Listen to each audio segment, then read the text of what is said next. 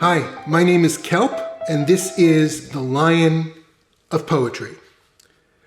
Let's talk today about Emily Dickinson. Emily Dickinson was born in 1830 and died in 1886. If you remember Apollinaire from 2 episodes ago, we said that he was a kind of a people person, very extroverted, lots of friends. Emily Dickinson, at least according to her legend, was just the opposite, something of a loner, an introvert, a spinster. She spent virtually her whole life in Amherst, Massachusetts, living in her parents' home. Most of her close relationships were maintained through letters, through writing. Now, she was a prolific writer. She wrote nearly 2,000 poems in her relatively short life, but only a handful were actually published in her lifetime. Her style, which we will talk more about in a minute, was very unique and different from anything that had been written up till then or since. She just didn't fit into the mold of what was considered publishable in the 1800s. Add to this that she was a woman, and women poets and writers were just not accepted as a societal norm in those days. So the tragedy of Emily Dickinson was that she was discovered posthumously. When she died, her sister found Emily's trove of poems. Nobody knew that she had produced as many poems as she did, and ultimately they were published, and she was recognized for her genius. And that, in and of itself, would make her a kind of tragic hero. But the tragedy is even more profound, because just as she was virtually unknown in her lifetime, now, in the year 2021, she is a rock star. There's an explosion of interest in her poetry, not only in her poetry, but in her herself. In the last 5 years, for example, there have been at least 2 feature films about Emily. And as we speak, there is a popular series running on Apple TV called Dickinson.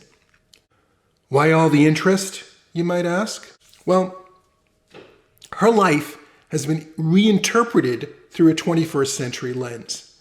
For example, she struggled as a female writer at a time when society was extremely male-dominated and paternalistic. And Emily is therefore seen as a kind of proto-feminist, ahead of her time in this regard. Because she had a very close relationship with her sister-in-law, Susan Gilbert, and wrote many letters to her expressing her love, there is speculation that Emily may have been a lesbian, or at least had feelings or leanings.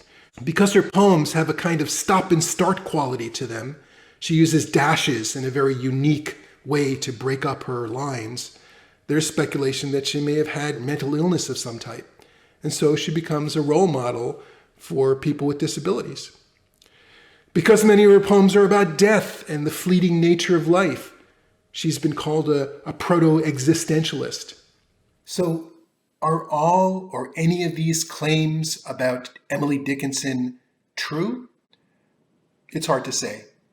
What I can say, though, is that Emily Dickinson was a thoughtful and sensitive human being who obviously spent a lot of time pondering the big questions of life.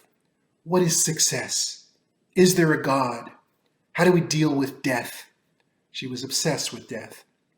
And in her unique and idiosyncratic way, she recorded her own expressions of her struggles with these questions so beautifully in her poems. So let's talk about the poem I'm going to read you. It's actually one of the few poems that were published in her lifetime. The poem is called A Narrow Fellow in the Grass. And on the surface, it seems to be a somewhat whimsical poem about what we might call a poetically neglected animal, the snake. The main drama of the poem involves a young boy trying to bend down to pick up the snake, but the snake is too quick for him and it disappears. In the end, we see that the snake is just too elusive. It's impossible to capture the snake. It's impossible for the boy to capture the snake, and it's impossible for the poet to capture the magnificence of this animal in a poem. So let's talk a little bit about the oral quality of the poem and the visual quality of the poem. We can hear, even in the first stanza, the hissing of the snake with repeated S sounds. A narrow fellow in the grass occasionally rides. His notice sudden is. We call this alliteration, which is the repetition of a sound, of a consonant sound. But here it brings to mind the hissing of the snake. And visually, out of the 24 lines in the poem, 11 of them end with a dash. And this is Emily Dickinson's signature style. This use of dashes creates a kind of jolting motion in the poem. In the part of the poem where there's the confrontation between the snake and the boy, she does not use dashes, which actually speeds up the poem. In fact, even the last line has a dash at the end. You don't expect a poem to end in a dash. You expect it to end in a period. Now, if one reads this poem merely as a portrait of a snake, I think you're missing the point. Really, it's man's confrontation with the snake that's important in this poem. It's the man-snake relationship. We've talked a little bit about romanticism, the romantic movement in poetry, and we talked about this in regard to Coleridge. We'll speak about it again in a future episode when we talk about Wordsworth. But we said that romanticism basically venerates nature and anything related to nature. Here we have a poem which is somewhat anti-romantic, confronting nature, but instead of having some sort of transcendental experience, the poet has an existential experience of fear. Part of the way this anti-romantic concept is played out is through Dickinson's use of anthropomorphic terms. She calls the snake a narrow fellow. She speaks about nature's people. In this way, she pokes fun at the romantic notion that animals are like people. What Emily Dickinson is telling us is a snake is a snake. It's not a narrow fellow. Animals are animals. They're not nature's people. Dickinson's confrontation with the snake is not a pleasant experience. It's a chilling experience. That's why we get the zero at the bone. There's a tighter breathing. There's fear. And that's more realistic than the starry-eyed romantics who might think that nature is some kind of benevolent force. This is why the poem ends with a dash. This is not a happy encounter between the boy and the snake. And by ending with a dash, Dickinson accentuates the abruptness of this encounter. And now it's time for the poem. A narrow fellow in the grass occasionally rides. You may have met him, did you not? His notice sudden is. The grass divides as with a comb.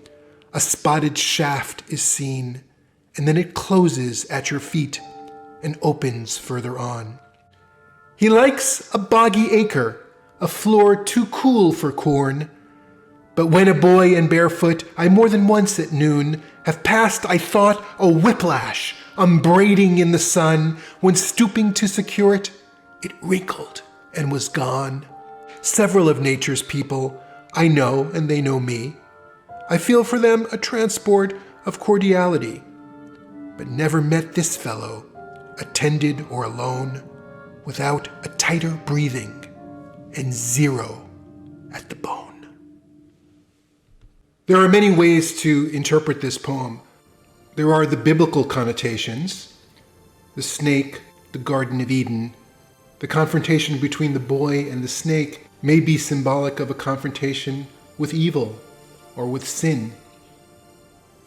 Of course, there is the standard Freudian interpretation where the snake is the phallic symbol, and the negative experience in the poem with the snake could speak to Emily Dickinson's own feelings about men and or sex.